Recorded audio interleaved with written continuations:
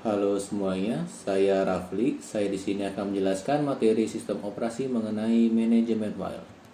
Manajemen file adalah suatu metode dan struktur data yang digunakan oleh sistem operasi untuk mengatur atau mengorganisir file yang ada pada disk atau partisinya. Manfaat manajemen file: yang pertama, mengurangi risiko kehilangan file. Yang kedua, menghemat kapasitas penyimpanan. Lalu ada fungsi manajemen file. Mekanisme atau cara kerja pemakaian file secara bersama, menciptakan, memodifikasi, dan menghapus file. Metode akses. File menyimpan informasi. Apabila digunakan, informasi tersebut harus diakses dan dibaca memori.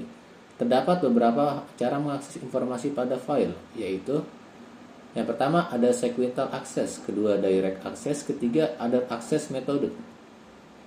Sequential access: membaca semua bytes atau record dari awal, tidak dapat melompat, hanya bisa melakukan rewind atau backup, baik jika digunakan pada pita magnetik.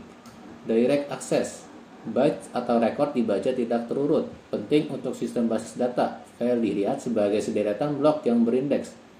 Pembacaan dapat berupa memindahkan penanda file atau seek, kemudian dibaca, baca, dan kemudian pindahkan penanda file. Metode akses ini berdasarkan model disk dari suatu file, memungkinkan acak ke sembarang blok file. Memungkinkan juga blok acak tersebut dibaca atau ditulis. Other access method. Metode akses lainnya dibangunkan atau dikembangkan berdasarkan direct access method. Biasanya melibatkan proses pembuatan indeks dari file. Indeks seperti indeks pada bagian akhir buku berisi pointer-pointer ke blok-blok tertentu.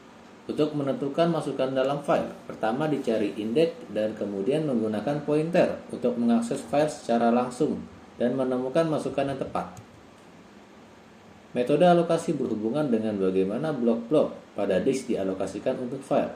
Jenis metode pengalokasian file: yang pertama ada contiguous allocation, kedua linked allocation, ketiga index allocation. Contiguous allocation: setiap file menempati sekumpulan blok yang berurutan pada disk. Sederhananya, hanya membutuhkan lokasi awal dan panjang dalam jumlah blok. Random access: pemborosan ruang, file tidak dapat berkembang. Kekurangannya pada contiguous allocation itu ruangnya itu boros atau pemborosan ruang. Linked allocation dapat mengatasi masalah yang terjadi pada metode contiguous allocation. Setiap file diidentifikasikan dengan linked list dari blok-blok. Jadi, blok-blok tidak harus berkesinambungan dengan blok yang lain. Direktori hanya menyimpan alamat blok pertama dan alamat terakhir, hanya mendukung pengaksesan secara berurutan. Index allocation: setiap file memiliki indeks blok. Direktori terdiri dari pointer ke indeks blok. Indeks blok merupakan suatu array yang setiap elemennya merupakan urutan blok dari suatu file, mendukung akses blok secara langsung. Tidak ada external fragmentation. Ya, sekian penjelasan dari saya. Kurang lebih yang mohon maaf. Terima kasih.